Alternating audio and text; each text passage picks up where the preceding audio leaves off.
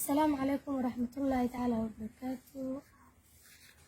وقبضي تدخل عيالك هايستي بوتلان أتوقع هكا كسلامية أتكشلي أويي قرمدي دمان تودا ورقي الصومالية أيكشي أيان هكا كسلامية بقولي تبنكي عفرت قرآن كإلهي أيان كسلامية دمان تودا المادة اللبات horta aniga iyo ninkeyga waa kala tagnay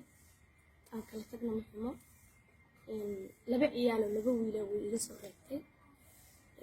shan ciyaalana ana soo qaatay masha Allah muqdisho iska imaaday sheegayda horta dhibaatooyinku way iska farbaday waxa hadda halka aan ku soo koobi kara ma aha se waa aniga qofkii aad raadinayseen ama aad rabteen in aad la kulantaan ama aad la hadashaan dad badan lambarkayga goolista ah badanaa iga soo wacay dad badana aad iiga soo wacay oo ilaah waa lagu raadinayaa marka goolisteyda hadda way dansan tahay lafteyda way iska taalaa laakiin shalay mar ay ahayd wiil yar ani aan dhalay biyo iigaga dhex riday moobil shalay imaanta goolisteyda waa ay dansan tahay goolisteydana waxaan filayaa dadku waa meeshii ay igala soo xiriiri lahaayeen cidii ii baahan cidii inay i waraysan karto anigu horta waxaan aad uga xumahay in telefoon aniga iyo reerkayga isaysana horta in laga duubo aad baan uga xumahay taas waa wax aad ii sheegay horta aad baan u qiirooday wiil baa xalay yimiday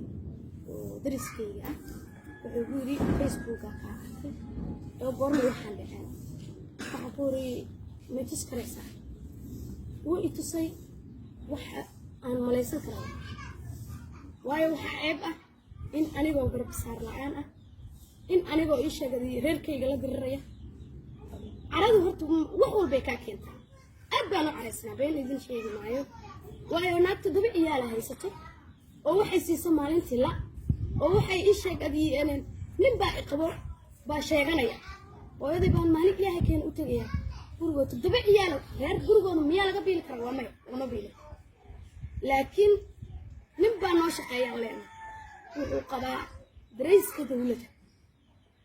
ma haysto wax ii sheegay uu reerkiisa ku maarayo